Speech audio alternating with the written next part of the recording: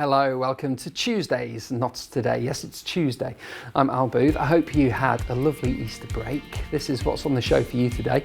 First, we're heading to Newark. There's a digital art exhibition that explores the town's buildings and how we spend our time. It's really accessible, digital art. You don't need huge space, you don't need expensive equipment. Having that human element into it gives it a whole different level. You'll hear more on that shortly, and we'll also hear concerns about significant delays to funerals in Notts caused by reforms for the death certificate process. It's after concerns were raised by a funeral director here that families are being left waiting for answers and for closure because changes have led to more paperwork for medical professionals. And we'll be talking about that in a moment. Also, later in the show, we'll be finding out how you can give your time to the returning Mansfield Town Film Festival. The event is back for its third year and it promises to be bigger than ever. Organiser Jay Martin will be here to put out a rallying cry to you and to future filmmakers to volunteer to help.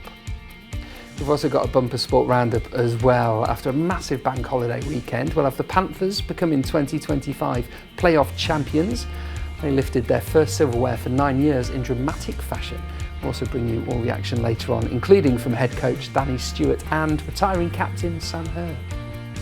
And we'll hear from Forest head coach Nuno Espirito Santo as well, after an away win over Spurs on Monday lifted them back into third place. We bounced back to react. It was not about words, about actions, and they did it. So we cannot be more proud of the players. Oh, no. We are in a fight that nobody expects us, a fight that we want to compete. There you go, all that and loads more coming up just for you. First though, we're going to look at why saying a final goodbye to your loved ones is taking too long to do. It's because of a surge in paperwork for medical professionals, which has been caused by reforms to the death certificate, and it's leaving grieving families waiting for answers. One leading funeral director in Notts has called for action to stop delays to funerals, fuelled by new reforms which were introduced last year. Matthew Limrose, who runs AW Lim, is here to explain about it. Hi Matthew, thanks for coming in. Good afternoon. So what are these reforms then? What's been introduced? So what happened last September was there was an overhaul of the process, which had been long overdue, long talked about, and in some ways, as a result of what happened with Dr. Harold Shipman, in some ways a thing called the Broderick Report, which is many decades old, but the paperwork was overhauled, which was a good thing because elements of it were unnecessary. But actually what's happened in trying to produce a system that is better, that is fairer, that is safer, and it was piloted in the hospital NHS setting here in Nottingham. Once it was rolled out into the community, it's become rather laborious. And the problem is that it has slowed the process down whilst adding in these extra checks and balances. And it's meant that funerals are taking longer than ever before. Okay. So when you say checks and balances, what particular stage of the reform is targeted then? So every death now is investigated by or looked into by someone called a medical examiner. So that means that the doctor who completes the medical certificate of cause of death, and that's something that's always happened, and that could be a very experienced doctor, it could be a junior doctor, but now in every case a medical examiner's office look at that paperwork and we'll discuss with the GP what's happened and make sure that the paperwork and the cause of death that's been submitted appears to be correct. So it should cut out any foul play, should make sure that things are accurate. But actually by designing a process where we've got to talk to families and medical professionals and perhaps the coroner on every occasion, people are unavailable, people are on holiday, people are dealing with other patients, and therefore these steps take some time. And I think, and we think, that probably one of the biggest issues is that there are lots of different departments who have got a role in this new process, but there's no one person responsible. So when there is a delay, the medical examiner's officer or office will say, well, we've got to deal with the GPs, and the GPs will say, well, we've got to deal with the families, and the families will say, well, we've got to deal with the coroners. And it's lots of different people involved, which means there's no overall control, if you wish. Right, okay. So when we talk about delays, what's the difference between since these reforms have come in and before? What's that sort of time delay? I have to be careful because it's not just one change just as a result of these new processes. actually the length of time between death and funeral has been extended over a long period of time. If my father were here, he would say when he started doing funerals 50 or so years ago, deaths at the weekend, the funerals were at the end of the next week. So the Pope, who's just passed away on Monday, his funeral will be on Saturday, 5 days. Right. And that was typical. And if you go to Ireland today, that is still typical. Right. We're now normally 4 weeks. And some of that is process. Some of that is the way we all live and the emphasis that we place on funerals. In fact, you know, we used to book a funeral with a family and say, well, you know, there's availability at church next Friday, and that was that. If you were doing something else on Friday, it was cancelled because Right. it was a funeral. Whereas now, families who have got pre-booked holidays or whose children have got exams at school, or, you know, we've heard it, people who have got a hair appointment don't want to make a change. So there are lots of different things, but over a generation, we've gone from a week to 3 or 4 weeks. Right, okay. And this new certification process has made a significant change in the last 6 months. Okay, so what do you want to see happen? What I think I would like to see is I would like to see some accountability, and I would like to see some more focus from these professionals that actually slowing down the organising of a funeral is actually something that's not healthy for families. I think it's something that makes the process that the family go through more difficult. The longer that bereavement journey is, the more painful it can be. From a purely practical point of view, families wanting to see their deceased loved one, if that is over a week, then it's a much more managed process than if it's over 4 or 5 weeks because of the natural changes. And actually, I think that limbo that people feel in between death and funeral, as it extends, it has a bigger impact on people's lives. Yeah.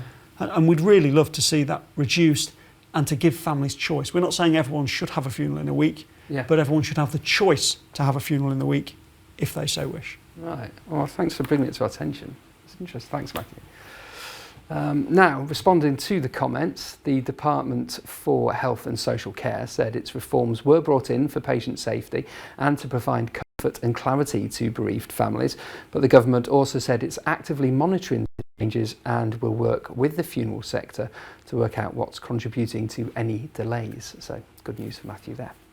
Right. Now, Newark-on-Trent opened its first ever digital art exhibition at the Spotlight Gallery within the Town Hall Museum.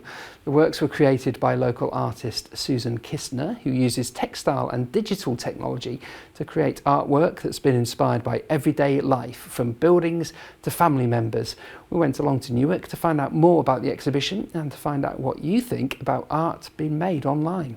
Well, it's by a local artist called Susan Kistner, and she has been practicing artist for a long time. She graduated down in London and moved up to Newark, and she's a textiles artist originally, so she did digital art as part of her final degree, and she's progressed the practice of it. So as she's developed as an artist, she's incorporated more and more digital art into her artwork. It's really accessible, digital art. You don't need huge space, you don't need expensive equipment like paintbrushes or paints to do it. Having that human element into it gives it a whole different level. There's a big debate between the human touch of digital art and what they're producing with AI now, which are incredible images, but they have no human interaction. So for me, having a human use digital to create art is very different from using AI element. It tells great stories, it provides depth.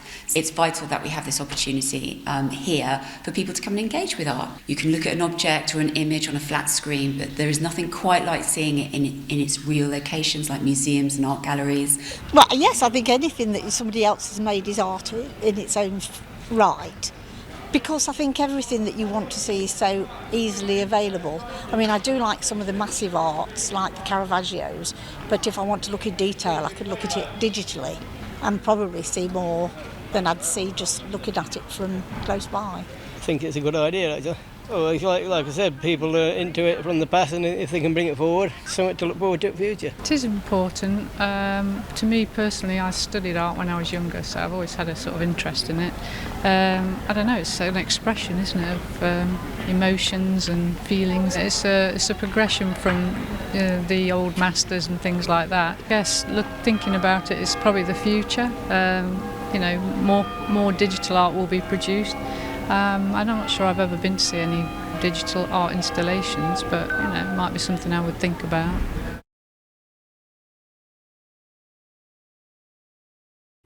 Now, in other Notts news, a murder investigation has been launched following a fatal stabbing in Bulwell. Emergency services were called to Cinderhill Walk at about 1:45 on Sunday afternoon after reports of a man's body being discovered. A woman in her 30s also sustained non-life-threatening injuries during the incident. Two men, aged 30 and 43, have since been arrested on suspicion of murder and attempted murder. Nottinghamshire Police say they've been granted extra time to question the suspects, and anybody with additional information is being asked to call 101. And a man has died after a flat fire in Mansfield. Firefighters from Mansfield, Ashfield and Edwinstowe stations were called to Park Avenue in the early hours of Monday morning after residents at another flat saw smoke coming through the stairs. The fire was in the basement of the building where a man in his 70s was pronounced dead. A joint police and fire service investigation is underway to work out the cause. Emergency services say they will be visiting local residents for reassurances and advice. Now, it has been quite the Easter weekend on the ice, hasn't it? The Panthers became 2025 playoff champions. Forest men are back up to third in the Premier League. Forest women are just a win away from winning the championship. Not so good for Mansfield and Notts. We'll cover it all next.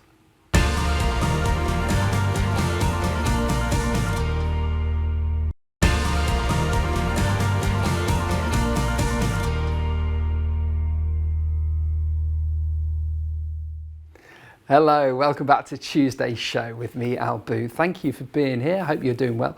This is what's happening in Notts today. First, a Nottingham motorcyclist has died following a crash on the A46 in Lincolnshire. The incident happened on the road close to Witham St Hughes on Sunday. Lincolnshire Police originally said they were called to a single vehicle crash involving a motorbike about 10 to 5 in the evening. The road was closed in both directions and then reopened just after midnight on Monday morning. Police later confirmed a motorcyclist, who was a man from Nottingham in his 70s, died during the incident. And families in Worksop, where a house exploded and killed a man, have been told there's no definitive timescale for when they can return to their homes. A major emergency service incident was declared after the blast in John Street, which led to the death of 53-year-old David Howard.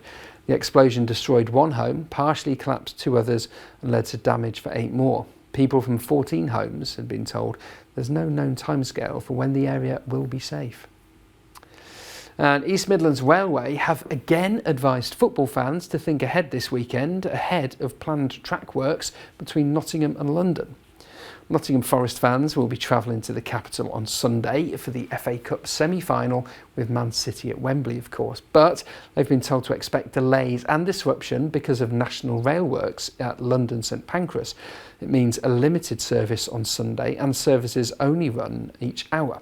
Fans are told to plan ahead and find alternative routes if you're going to the game. It's also the London Marathon as well, isn't it? So it's very busy. Right, let's stay with Forest then. Let's do a bumper sport. We'll start with the good news, shall we? We'll focus on a huge win for the Reds as they push on for Champions League football.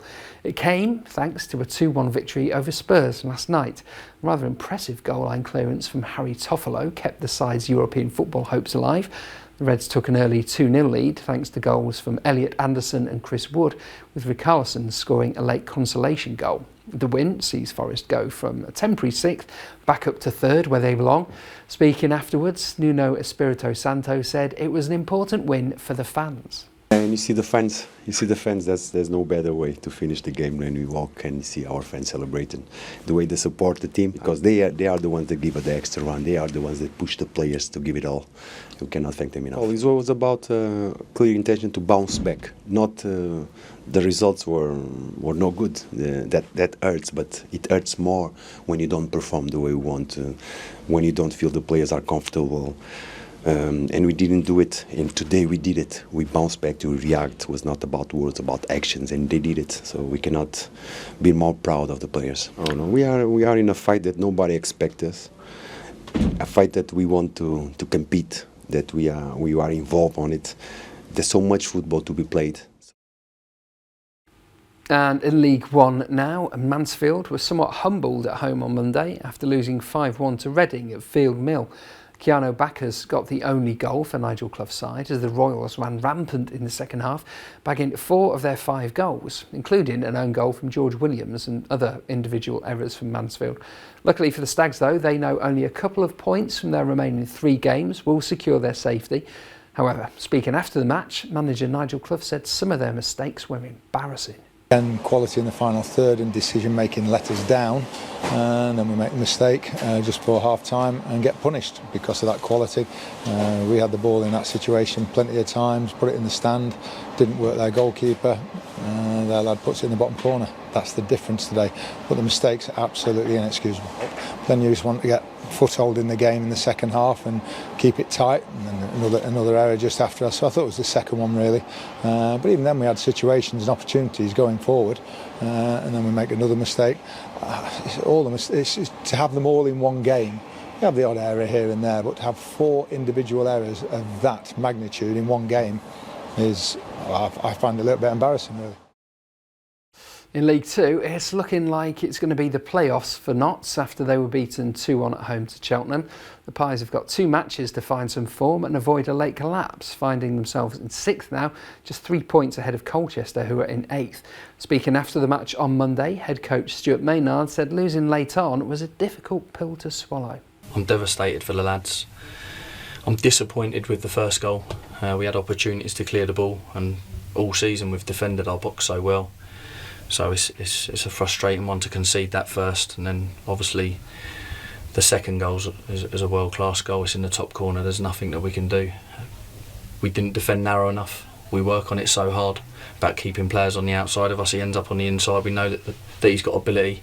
It's some strike, but we've created enough chances to win the game of football. It's always a concern when you concede in the manner that we did late on in the game, but I think we've done enough to win the game. When you look at the chances we create, the clear chances, but also the first goal kind of flips the game on its head. Now, in women's football, it was a much more positive weekend for Forest women. They need just a point from their final match of the season to win the league as Invincibles. Carly Davis' side put in yet another impressive performance on Sunday to beat Stourbridge 4-0 on the road, and that win means they're 3 points clear of Wolves heading into the final weekend with a far superior goal difference as well, so even defeat at home to West Brom could secure the title. However, speaking after the match, head coach Davis said they do want to go undefeated. But the key thing is we come here today knowing the importance of the 3 points to start with, and then if we could get a little bit more goal difference, that was important too. So another +4 is brilliant. That takes us to 14 now. But the key thing is we go to the City Ground next week in full control, and as long as we go there and win the game, which we've been doing all season, we're still unbeaten. We haven't lost a game of football domestically in the league, so we do that and we win the league, and that's the position we wanted to put ourselves in at the start of the year, and we're in that position now. So now we just look forward to what's going to be a really exciting week, and hopefully we can achieve our target this time next week.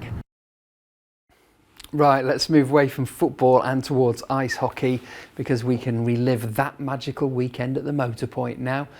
The Nottingham Panthers are 2025 playoff champions. That sounds good, doesn't it? It came after 2 huge wins, starting with a dramatic overtime victory over rival Sheffield Steelers on Saturday, and then Sunday's final with Cardiff Devils also ending in dramatic fashion. The match ended 3-3, and it saw both sides think they'd won it before goals were overturned on review. There was no reason though to overturn Mitch Fossier's goal, and the Panthers came away as victors. This is what head coach Danny Stewart had to say afterwards. I got nothing left. I got no emotions left. All I can say, these guys, man, they dug through it. Just trying to keep your focus, stay positive. There's no special recipe. Guys were dead on their feet. Same with Cardiff, I'm sure. It was whoever was going to make that first mistake. So, listen, man, I'm so happy for everyone, man. The whole organization, the town, the city, everyone involved. Unbelievable. Unbelievable. I got no words, man. And I've been so grateful. I've been part of such an awesome group of guys. Organization from the top down. And it was also a memorable weekend for captain Sam Herr as well. His overtime goal on Saturday was the deciding factor to secure the side's spot in the final, but more than that, this weekend was his final ever match as a professional ice hockey player. Speaking afterwards, he said he couldn't think of a better way to hang up his skates. Oh man, I mean, this is how I wanted to go out, you know. What, with double overtime and disallowed goal? That's interesting, wait, huh? No, I mean, you invest so much every year with a group of guys, and that's what we did this year. We gave it everything to come together. We started playing our best hockey second half of the year, and yeah, credit to Belfast for taking the first two, but this one's ours. Yeah, what a wild game. I mean, credit to Cardiff, that's a good team. Like, you know they're never gonna quit. They've shown that to us this year, to regroup. You know, every period we started as the better team, so that was just the goal. Right, let's move on to cricket now, and Nottingshire's bid to take the 4 remaining Warwickshire wickets and secure a second county championship win were thwarted by rain and resolute battling at Edgbaston on Monday. The sides had to settle for a draw. Notts took 14 points from the match to extend their unbeaten run this season to 3. Speaking afterwards, Green and Gold's head coach Peter Moores felt they got the better of the game when it wasn't affected by the rain. Well, it's a long day of waiting, that's for sure. So, you know, at one point we weren't sure we were going to get on at all. So, I think credit to the 2 umpires and to the groundsman actually, because they all the way through the game, I think they've worked hard to get us on as much as we can. They got us on a game with 36 overs to go, which was enough time. But we did know there was a chance of bad light and also a chance of another shower, so that came. And I suppose credit to the way Warwickshire played in the end to stop us getting over for the win. But most of the credit goes to the team, I think, and how we played, because we dominated the game from ball one. Now into netball, and Nottingham Forest fell to a narrow 1-point defeat on the road against Birmingham Panthers. The Super League's 2 newest franchises fought a tightly contested clash, and it saw the hosts secure a 71-70 point victory, and it leaves Chelsea Pitman's side with 2 wins and 4 defeats from their opening 6 matches so far this season. In rugby, Nottingham got back to winning ways on Sunday when they comfortably saw off Cambridge at the Bay. The Archers put to bed a terrible run of form to score 9 tries and convert 8 of them and get a 61-22 point victory in front of the home crowd. Cambridge, who sit bottom of the championship table, scored 3 tries of their own, but Nottingham's strong performance was too much for the visitors, and the win means Nottingham remain in 7th place in the table and there are 5 games left to play. Right, time for your picture of the day now. This is one of a wasp doing some nest building in Nottingham, taken by Steve Plavinsky on Instagram. You can tag us in your pictures on social media using Notts_TV. Very papery, those things, aren't they? Yeah. Now, in your weather, it's been all right today, isn't it? Temperatures highs of 14 today, dropping to just 11 overnight. Tomorrow, though, it's going to be a bit warmer, highs of 15, but we are going to see some rain, unfortunately. And then on Thursday, that rain will clear up. It will be a cloudy day, but highs of 16, so that's quite nice. Right, coming up on the show, Amari Grant. I love talking to Amari Grant because he has frankly done everything. He is a rapper, he's a reggae artist, he's a championship boxer, and now he's doing some bare knuckle fighting. He's coming in next to tell us all about it.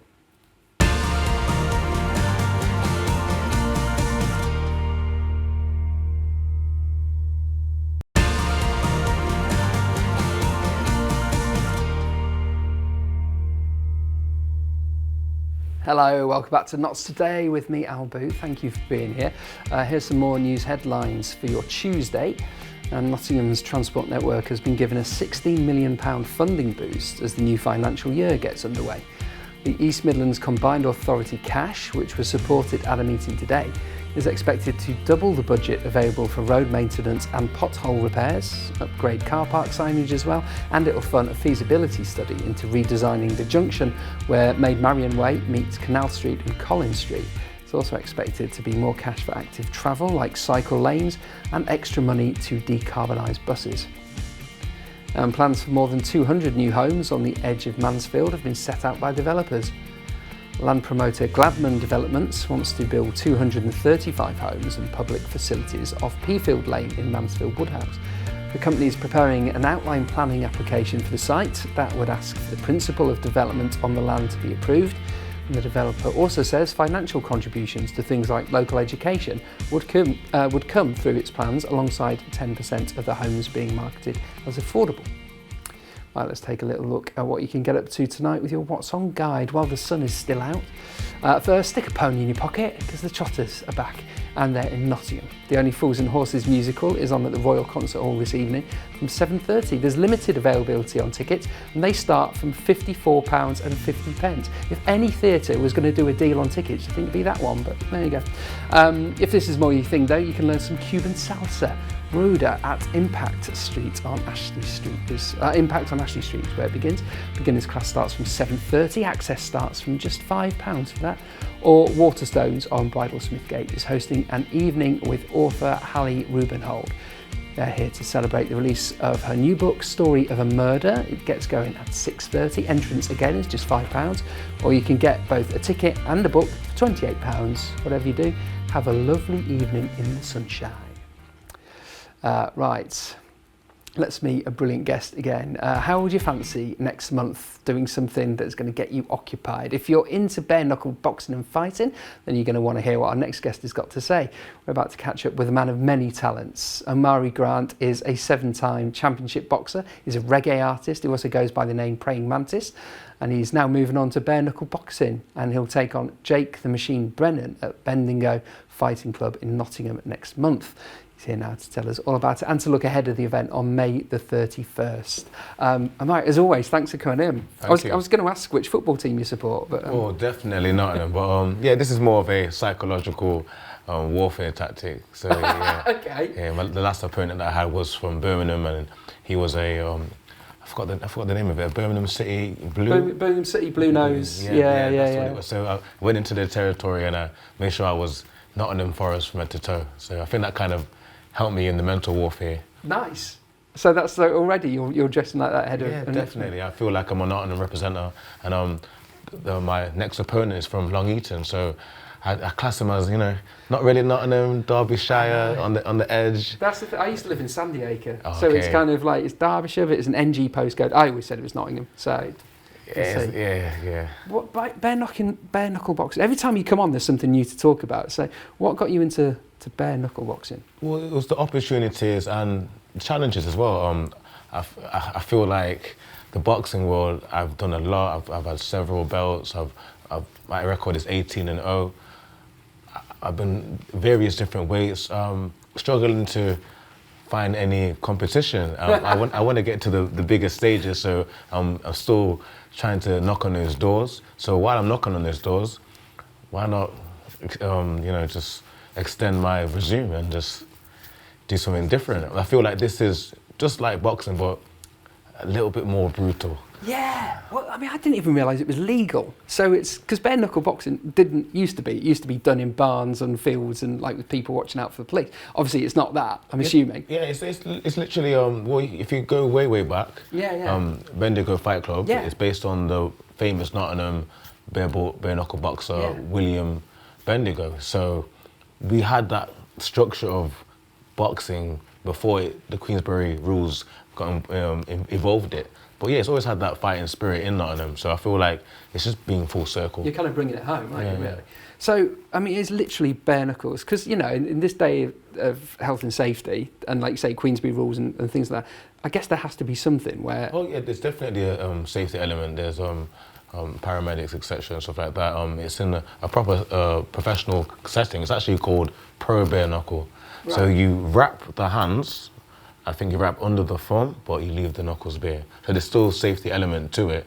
It's just, more risk. And then do you just go for it?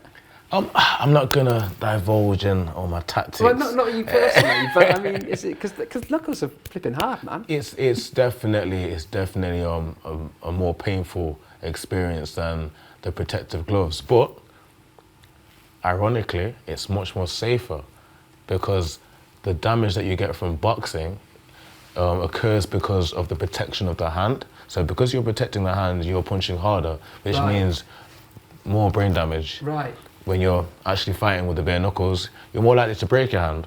You're more likely to have cuts, but that means the fight ends. There's not prolonged damage internally. So it's got its safety elements, but it's just more painful experience. But I guess more tactical, I suppose, Exactly, in that respect. exactly. I think a lot of people think that going wild and it's going to be the way forward. I'm there to show the tactical sense of the boxing and give it a bit more flair. Class, and more flamboyancy. That's what we expect from you. I mean, you've come in just for it. So where can you go with this then? What I mean, in terms of boxing, we know how far you can go, but with bare knuckle. Definitely. There's no limit to it. There's a world title list. I could probably go to different countries. There's people in America that have got leagues. There's people in different countries that have got different leagues of the bare knuckle, and because it's coming back full circle, it hasn't got all the specifications as say like the professional boxing now. There's more different leagues and platforms and more opportunities. I'm not sure if I'll go that far. I do want to have the experience. I believe I've already won. I believe that I've got that 8th title already. I just want to use it as a mechanism to push me towards the influence in boxing. But I need to show that I'm still active. I don't want to just be waiting for an opportunity and I'm not busy. Yeah, okay. So it's, the date is May the 31st? May the 31st. It's called Bloodshed 2.0. I want to give a big shout out to Russell Harris. He's the one that's organised everything. I want to shout out to Who's Right, Who's Wrong podcast. They'll be covering the night as well. I actually went to the last event they did and I performed in the ring. So I got a feel of the small ring and the crowd, and it was really good. It was really exciting. So it made me want to be a part of it. So 31st May, get your tickets, £50. Where is it? It's going to be at the Colic Hall. Oh, okay. Yeah, so it's going to be in the marquee outside the hotel. So it's quite classy. It's quite stylish. Yeah. So I'm looking forward to it. I just feel like it's my time to show what I'm capable of. Yeah. I'm looking forward to find out what happens. Thank you. Congratulations. Thank you. And next time you come on, who knows what we'll talk about. But... I can't predict it, but it's always going to be something special. It will. Yeah, there is always that. Thanks, Amari. Right, it's time for another look at something we've been talking about on the show. And Newark-on-Trent has opened its first ever digital art exhibition at the Spotlight Gallery within the Town Hall Museum. The works were created by local artist Susan Kistner, who uses textiles and digital technology to create artworks inspired by everyday life, from buildings to family members. And earlier, Jack Sims went along to look at it.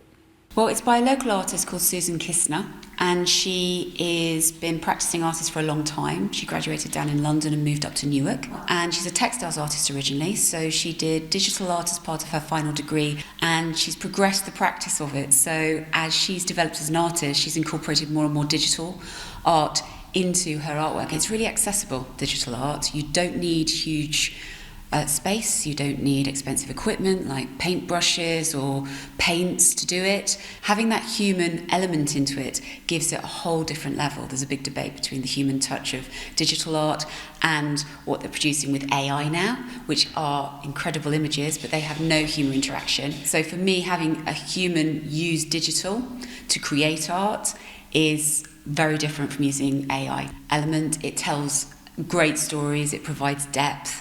It's vital that we have this opportunity here for people to come and engage with art. You can look at an object or an image on a flat screen, but there is nothing quite like seeing it in its real locations like museums and art galleries. Well, yes, I think anything that somebody else has made is art in its own right, because I think everything that you want to see is so easily available. I mean, I do like some of the massive arts like the Caravaggios, but if I want to look in detail, I could look at it digitally and probably see more than I'd see just looking at it from close by. I think it's a good idea, actually. Oh, like I said, people are into it from the past, and if they can bring it forward, something to look forward to in the future. It is important. To me personally, I studied art when I was younger, so I've always had a sort of interest in it. I don't know, it's an expression, isn't it, of emotions and feelings. It's a progression from the old masters and things like that. I guess thinking about it is probably the future. More digital art will be produced. I'm not sure I've ever been to see any digital art installations, but it might be something I would think about. Now, in other Notts news, Rhodes Police spotted a van poking from the back of a lorry as they investigated potential HGV crime on the M1. Look at that! The irregular cargo was spotted on the motorway in the morning of April the 2nd. The lorry stopped on the A42. Its driver was issued with a road traffic report for driving an overweight vehicle. The lorry was prevented from leaving the scene until the van was removed from the back. Police say the discovery came during a national operation using their own HGV cab, which saw them working with the Highways Agency to crack down on offending. And detectives investigating a burglary in Stapleford have launched a CCTV appeal. Police say 2 unknown men reportedly tried to force their way into a property on Trowell Park Drive on Saturday before fleeing the scene empty-handed towards Ilkeston Road. Now Nottinghamshire Police have released the CCTV images, which you can see on your screen shortly, and said they'd like to speak with the 2 people in the pictures. There you go. Anybody who can help, please get in touch, 101. Right, when we...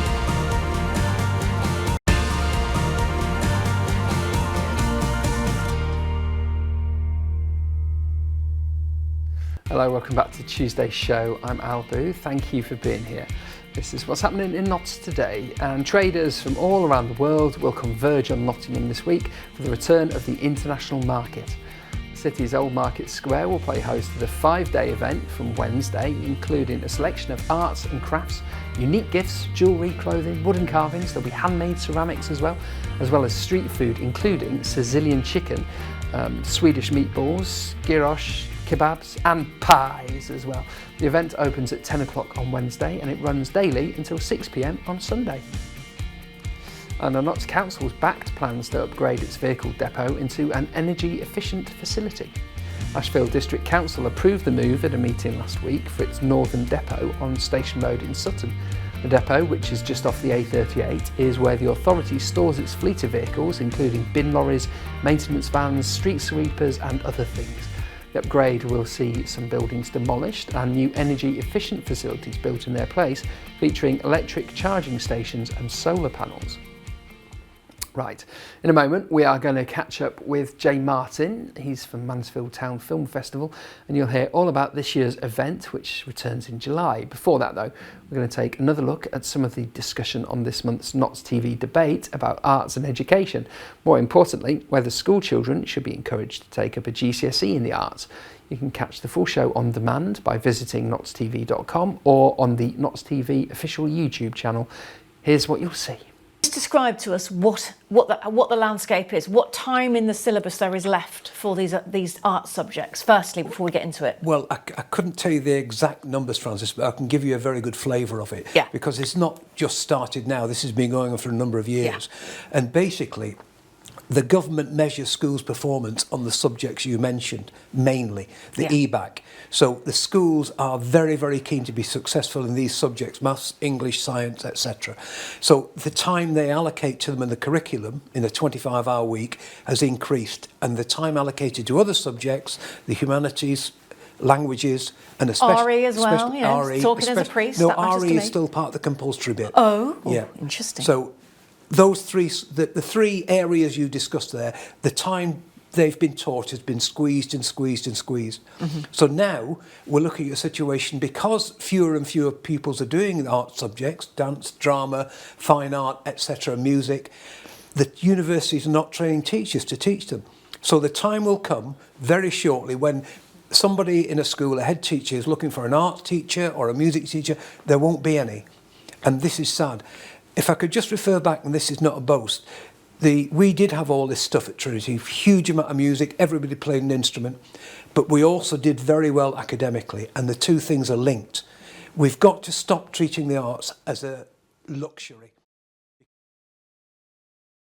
Now, let's stay with the arts, because you probably know, don't you, Mansfield Town Film Festival is right around the corner, but organisers need your help. They're looking for passionate volunteers to join the festival crew and help make this year's event the best one yet. And you know what, Jay Martin is going to tell you about it, because I just keep stumbling over my words. So, Jay, thanks for coming in. Yeah, it's just around the corner now, isn't it?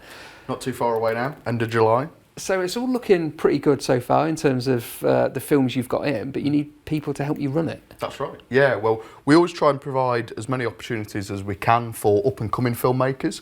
As you know, I studied here at Confetti, where we're shooting this right now. couple of years ago, and I was given those opportunities at local festivals, on sets, that type of thing. So it's a fantastic way for, you know, students that are studying film or are interested in the arts in any way to get involved with us, volunteer for the weekend, couple of hours, couple of days, meet some amazing filmmakers and see some amazing films at the festival. So just obviously, you know, volunteering is great because it helps you out and helps the festival out. But like you say, to get experience then, because there's a fine line, isn't there, between helping and then, you know, bugging someone, really. So how do you get in that sort of that sweet spot? Well, we try and offer roles that are sort of bespoke and unique, so Right. you're not just an extra pair of hands that are there to sort of run around after me. We try and provide roles like artist liaison, so working directly with our filmmakers to make sure they know what's going on when and where, helping them get to the right screenings, facilitating Q&As afterwards. We're looking for folks to help put on our award show, the Mansfield Film Awards, that closes out the festival, and get involved in the preparation behind the scenes for the festival as well, and many other roles. So there's a lot going on, but we try to offer for each of these roles and areas that people are interested in, offer them something so that they're going to get some skills out of it and not just sort of be, you know, running around making the tea for everyone. Give them something where they're going to learn and hopefully then join the team thereafter, because in fact my assistant festival director Kieran, who helps me out day to day, my right hand man, he volunteered with us in the first year and then did such an amazing job helping me run the festival that he's now the assistant festival director. So,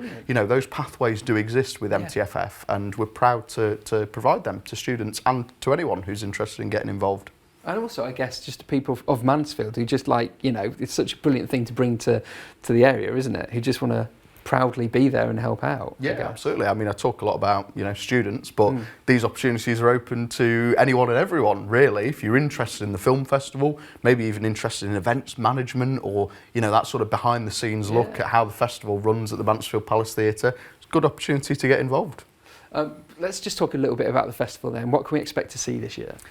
We can expect to see a lot of short films this year, so we're actually changing up how we do things this year a little bit. We're adding a second screen, our director's lounge, to the festival, so that's going to be running alongside our primary screen and offer an entirely bespoke package of short films, so we're essentially doubling the amount of films that we're going to be showing.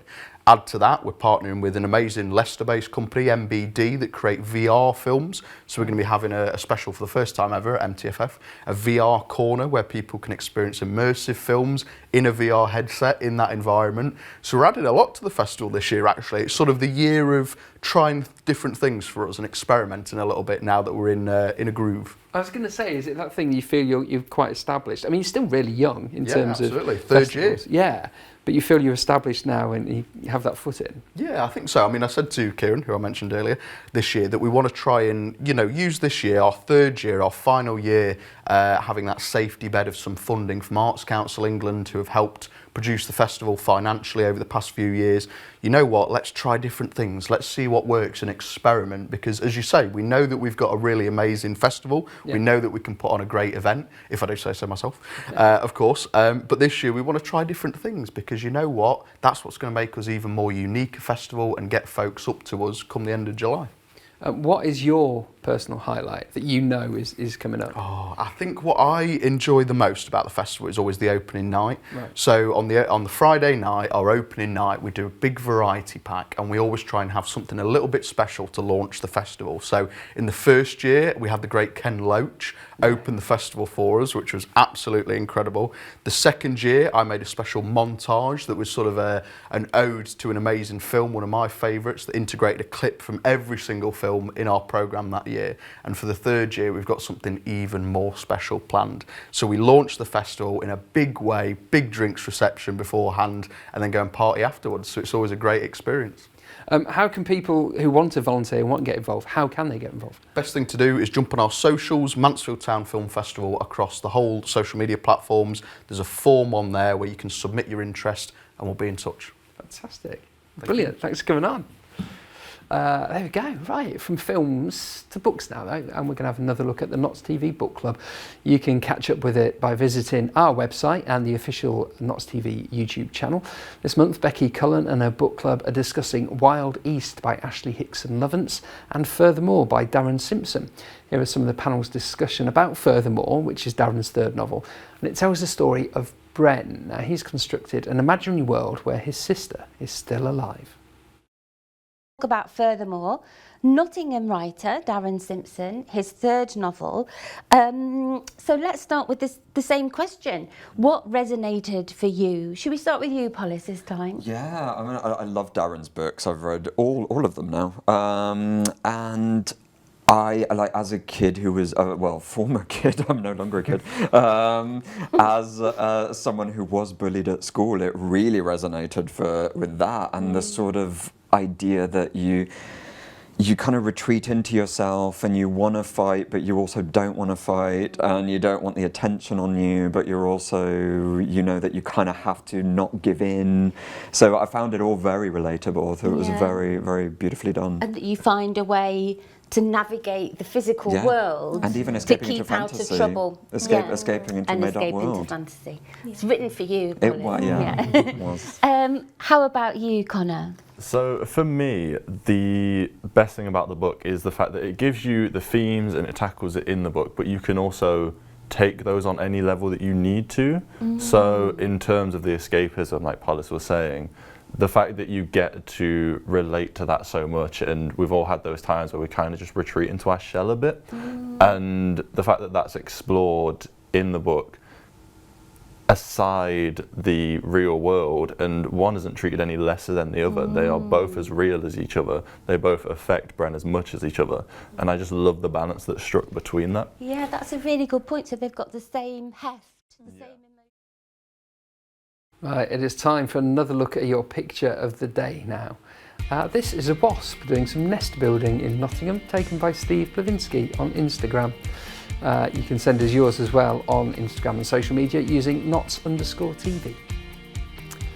Now, for your weather, it's quite nice today, isn't it? It's quite warm. Temperatures are going to get higher through the week, but the weather won't be as nice. It was sunny today, dropping to just 11 overnight. Tomorrow, we're going to have highs of 15, but it is going to rain, unfortunately. On Thursday, highs of 16, a little bit cloudier, but that's all right. The good news is that if you've been feeling any hay fever recently, the pollen levels are dropping on Wednesday and Thursday, so you get your eyes back. No need to stay inside because you're sneezing everywhere.